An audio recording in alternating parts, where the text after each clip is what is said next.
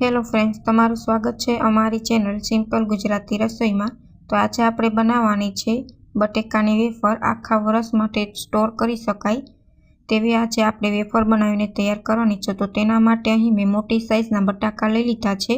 હવે આપણે તેની છાલ ઉતારીને મશીનની મદદથી આવી રીતના વેફર પાડી લીધી છે। હવે આપણે આ વેફર પાડેલી છે તે આપણે પાણીમાં રાખી દઈશું, જેથી વેફર છે તે આપણી કાળી ન પડે।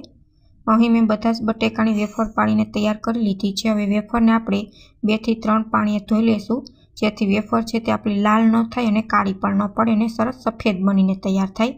તો હવે વેફર 3 પાણીથી ધોઈ લીધી છે। હવે ગરમ પાણી મૂકી દીધું હતું। હવે મીઠું નાખીને આપણે વેફર છે તેને આપણે બાફી લેવાની છે। વેફર તમારી નખ ખૂંચે એટલી બાફીને તૈયાર કરવાની છે। તો આપણે ચેક કરી લઈશું અને તમે જોઈ શકો છો નખ ખૂંચે એટલી આપણી વેફર છે તે બફાઈને તૈયાર થઈ ગઈ છે। હવે આપણે ઝારાની મદદથી તેને કાઢી લઈશું અને આવી રીતના સાડી ઉપર આપણે એક એક વેફર કરીને સૂકી દેવાની છે। વેફર છે તે છૂટી સૂકવવાની છે, જેથી એકબીજા સાથે ચોટે નહીં અને બધી છૂટી છૂટી વેફર બનીને તૈયાર થાય। તો અહીંયા વેફર છે તે તમારે છાંયે સૂકવવાની છે। જો તડકે સૂકવશો તો તમારી વેફર છે તે કાળી પડી જશે। તો હવે આપણી વેફર છે તે સુકાઈ ગઈ છે। હવે આપણે આ વેફરને 3 થી 4 દિવસ સુધી તડકામાં સૂકવી તૈયાર કરી લીધી છે।